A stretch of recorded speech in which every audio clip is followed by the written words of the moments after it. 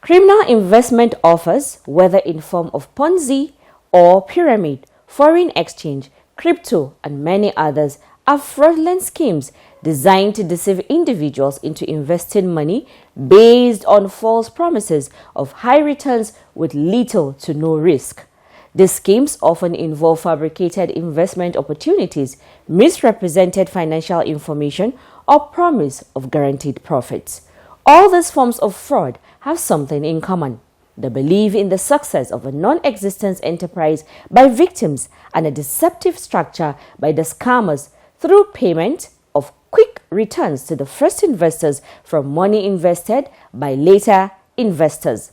They are all built on treachery and lies. My name is Aisha Muhammad, and presenting with me today is Abbas Abubakar.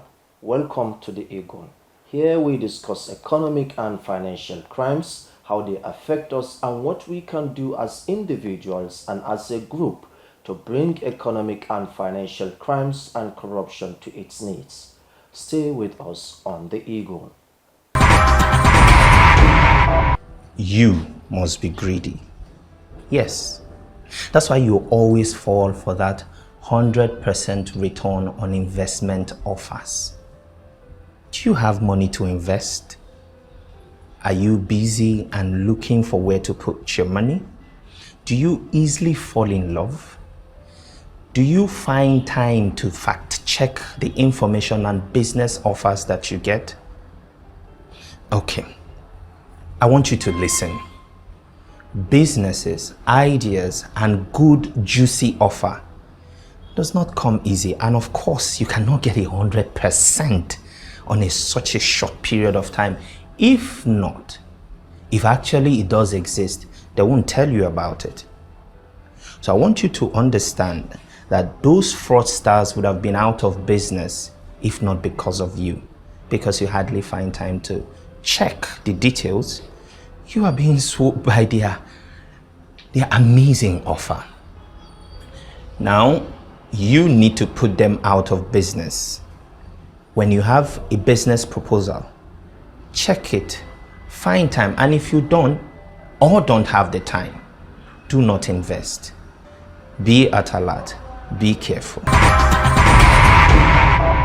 The United Nations Office of Drugs and Crimes, UNODC, has restated its commitment to strengthening its partnership with the Economic and Financial Crimes Commission, EFCC, in the fight against corruption, cybercrime, illicit financial flows, and all other organized crimes. The commitment was made in Abuja when a delegation of the UNODC, led by its country representative, Sheikh Usman Taure, paid a courtesy visit to the EFCC Executive Chairman, Ola Olukoyede, at the corporate headquarters of the Commission. Chinonso Alexander Eni has more. Taure emphasized UNODC's new strategic approach to partnership with Nigeria, noting that the country has been a key player in implementing global anti-corruption frameworks such as the United Nations Convention Against Corruption, UNCAC, and the United Nations Convention Against Transnational Organized Crime, UNTOC. He stated that the UNODC has developed a new partnership approach, and Nigeria has been a leader, not only in ratifying key conventions, but also in contributing to their implementation and documentation. Taure further highlighted the recent global funding challenges, including a projected cut in U.S. foreign aid from October 2025, stressing the need for more sustainable and regionally driven solutions.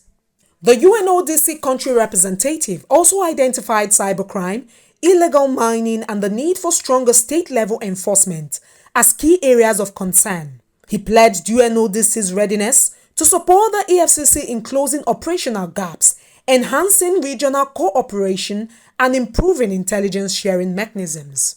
Olukoyede, in his response, expressed delight with the long-standing collaboration between the EFCC and UNODC. He declared the Commission's readiness to expand the scope of cooperation in line with emerging trends in organized crime.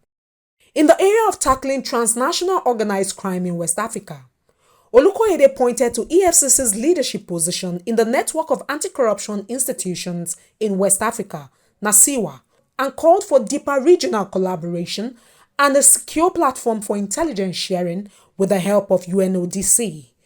I am Chinonso Eni, reporting for the Eagle. The executive chairman of the Economic and Financial Crimes Commission EFCC, Ola Olukoyede, has tasked the House of Representatives to join hands with the EFCC to make the Nigerian Education Loan Fund, NEL Fund, a model that works. He gave the charge when members of the House of Representatives Committee on Students' Loans, Scholarships and Higher Education Financing, led by its chairman Honorable Ifelua Ehindaro, came on a working visit to the commission. Our reporter Amata Ngbede completes the story. Highlighting why it is important to make the scheme succeed, the executive chairman stated that Nigeria has good laws, but adequate implementation of those laws was always lacking, adding that there is need to strengthen processes to make impact through selfless sacrifices. Let's give Nigerians some sense of good governance. I believe it will start by you, with you, and on our part, there's little or nothing we can do without the support of the parliament.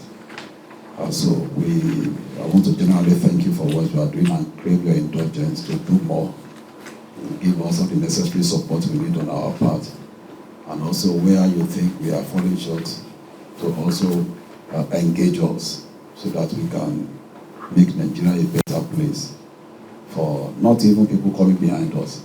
At least this generation, we are still here, so that among the Committee of Nations, everybody will be proud of Nigeria. Speaking further, Olukoyede stated that there is need to beam the searchlights on NEL Fund, adding that the knowledge that the National Assembly is constantly doing so, which certainly and always inspire management and staff of NEL Fund be above board. But for us to maintain standard, for us to ensure there is regulatory compliance, for us to ensure that things are done rightly, that's the difference between the third world and advanced countries. That's just the difference. There's really nothing they are doing there that we don't have the initiative to do here. We have all the laws, we have all the institutions, but the problem we have to strengthen those processes for us to make impact. That's just where the difference is. So I want to crave your indulgence. By virtue of this visit, it has demonstrated commitment and seriousness that you want to see this project succeed, even beyond this current administration. And so it's a legacy. Earlier in his remarks, Ehindaro exalted Olukoyede's leadership qualities and declared the readiness of the members of the committee to partner with the EFCC in ensuring that every deserving Nigerian student gets access to higher education devoid of financial encumbrances through NEL Fund. He disclosed that the members of the committee were fully aware of the quality oversight expected from them on NEL Fund by the members of the public, adding that the lawmakers were determined to collaborate with the EFCC to ensure that the laudable mission of the fund was realized, especially against the backdrop of the mounting public fear of irregularities and ethical violation in the operations of the fund. The most important thing is to ensure that the institution is strong enough to stand the test of time. And one of the major reasons or major ways we can do that is to ensure that we rid it out of corruption so that it can stand, because corruption kills any institution faster than anything. And that's why the first major courtesy visit we are making is to the EFCC, because we understand how important this agency is in ensuring that that agency is sustainable. The committee chair commended the EFCC for the significant donation of 50 billion in support of NEL Fund's takeoff capital, saying that it demonstrated EFCC's strong commitment to national development and reflected the Commission's recognition of education as a pillar in the fight against poverty, ignorance, and crime. While praising Olukoyede for his sincerity of purpose, describing him as a beacon of hope, he urged him to continue his good work for the country. One must at all times be cautious of any investment opportunities that promise high return with little to no risk. If it seems so good to be true, it probably is and is highly likely to be a scam.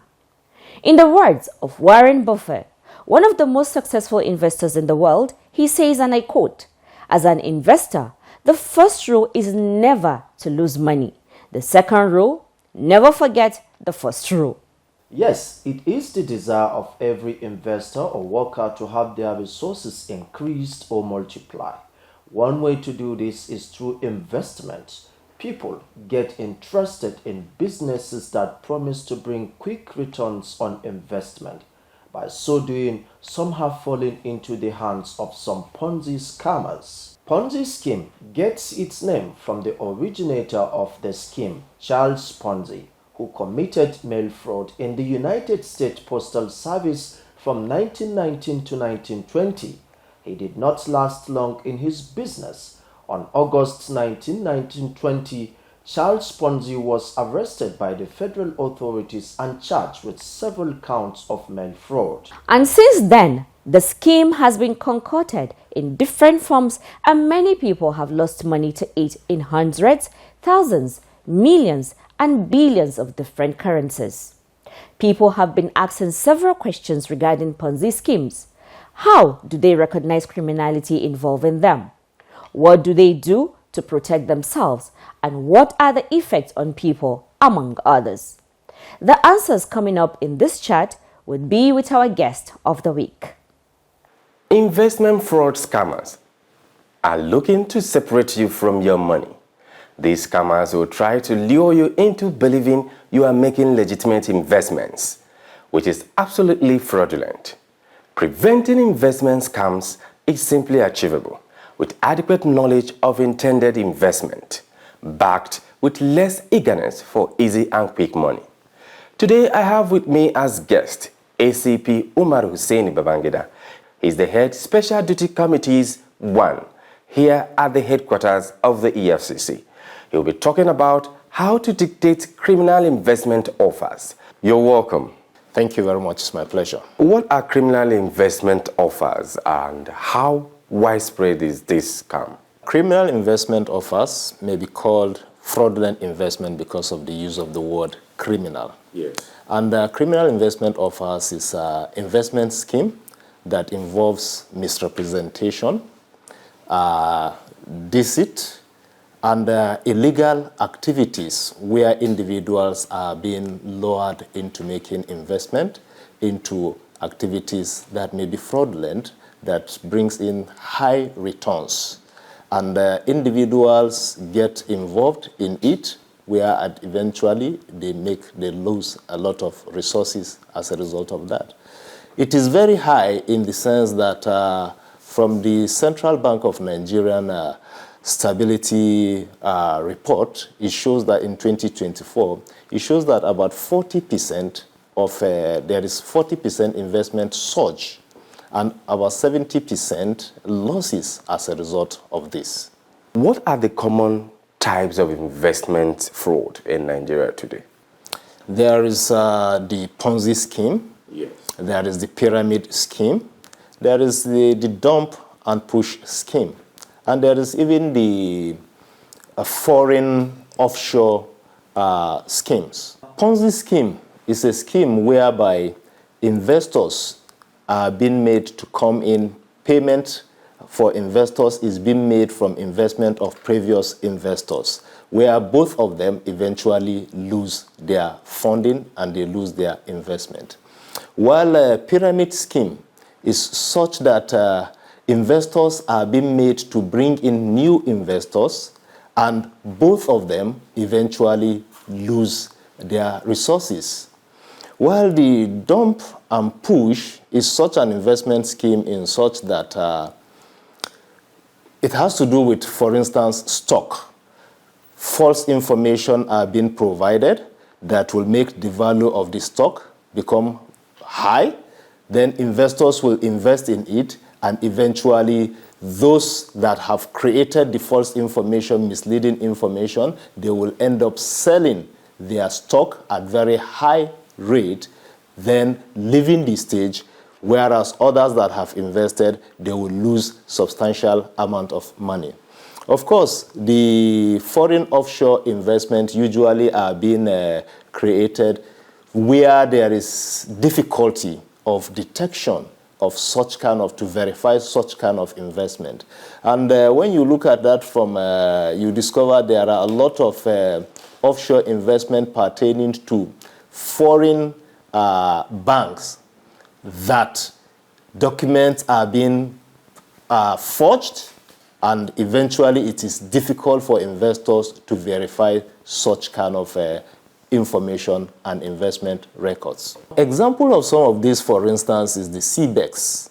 CBEX is a very current scheme that is in the minds of everyone, where everyone needs to understand how they operate. And you discover that their information are sometimes very difficult to get. They may not be properly registered. They may not probably have proper licenses to operate. And then when you look at the foreign investment or offshore investment, we have instances where in the course of investigation, we have to verify from, for instance, Deutsche Bank, where documents are being forged using Deutsche Bank, making it to look as if it emanated from Deutsche Bank, where hundreds of millions of euros are being used, or people are being duped, and investments are being subjected to this forged document. And in the course of our interaction, we have reviewed and verified from those Deutsche Bank, for instance, and they have confirmed that most of these documents are actually forged, are fraudulent, which did not emanate from them, which are being used to scam unsuspecting investors. What makes people vulnerable, and who are the usual targets of these crimes? Those that are vulnerable there are people with personality trait, emotional state. For instance, when we say emotional state, you discover somebody may loneliness, frustration. You discovered they need companionship, and in the process, from companionship, they may go into business transactions that may make them lose a lot of funds.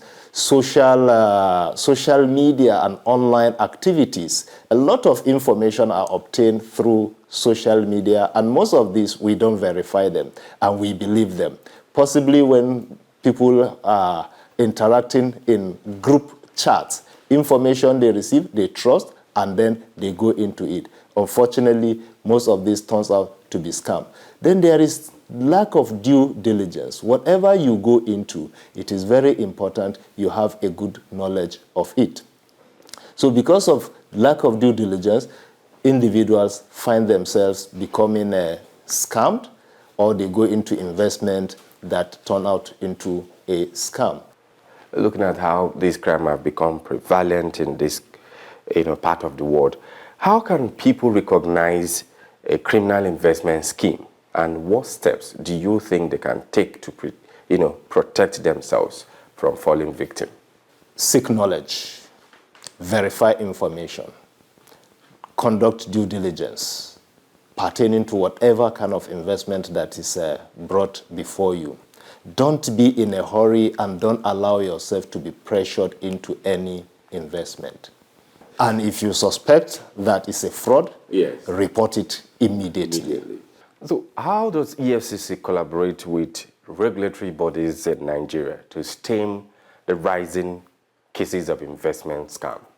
In fact, strong and effective collaboration, synergy cannot be overemphasized, yes, between the EFCC and other stakeholders, like the Security and Exchange Commission, SEC, yes, the Central Bank of Nigeria, other law enforcement agencies. It cannot be overemphasized. No one can do it alone. And until collaboration is maintained, the synergy is maintained, it is at this point that we can be able to bring all our knowledge and our expertise together to deal with the situation. And awareness is very key, which means the media should be fully and equally involved in this fight, because people who may be in rural communities may not know what is actually happening in urban societies of this nature, but if awareness through media, through jingles, through radios, gets to those rural communities, I'm very sure that the information will go round. What penalties exist for people running these scams? Basically, when such scams are reported, diligent investigation conducted, evidence are put together, it should be charged to court immediately. Offenders should be charged to court, and if they are found guilty, they stand to go to be imprisoned or fined or even both. Before I let you go, what are your final words, your last word to those listening or watching? To Nigerians, let's be warned, let's be cautious, let's verify investment proposals before us before we go into it. Let's acquire knowledge so that we will understand what we are investing in, so that we don't fall prey. While to the victims, let them always report such incidences to the appropriate authority, to the EFCC. There are several means of reporting to the EFCC. We have the online approach that you can always report in the comfort of your homes so that appropriate actions can be taken immediately. While to potential offenders, because it's important, we should warn the potential offenders that if you do not want to do the time, then don't do the crime. Stay away so that legitimate investment will continue. Stay informed, take precautions, and conduct research. Everyone can be protected from falling victim to investment scam once you abide by the insights given by our guest. That concludes our discussion on the topic, how to dictate criminal investment offers. Join hands with the EFCC to rid the country of economic and financial crimes and corruption. My name is Miracle Chukwagoziem. Back to the studio for the rest of the program. Be careful when people tell you they can do practically everything for you. Watch out when people promise you unrealistic returns for your savings. You may be plunging into the jaws of some fraudsters who could be taking advantage of the economic situation to take the little you have from you. As for criminals who perpetrate scam using investment as a face, think of many heartaches you have caused to fellow human beings. Think of destructions you're bringing on Nigeria's economy. Remember that your loved ones are also in the system, and whatever you do affects them too. Desist and resist the urge to scam people. Resist being involved in any form of economic and financial crimes now. EFCC is always watching and will be on your trail. They will surely get you anywhere, anytime. And don't forget to keep the discussion going through our email at info.efcc.gov.ng. If you want to speak to our officers on the line, kindly call 080-933-22644. Again, 080-933-22644. Do follow us on our social media platforms, Facebook, X, formerly Twitter, and Instagram at official EFCC for all matters relating to economic and financial crimes. My name is Abbas Abubakar. And I am Aisha Muhammad. Remember the words of Jane Addams, which says, and I quote, "Unless our conception of patriotism is progressive, it cannot hope to embody the real affection and the real interest of the nation." End of quote. God bless Nigeria. Be kind to yourself and to others around you, and do enjoy the rest of the week.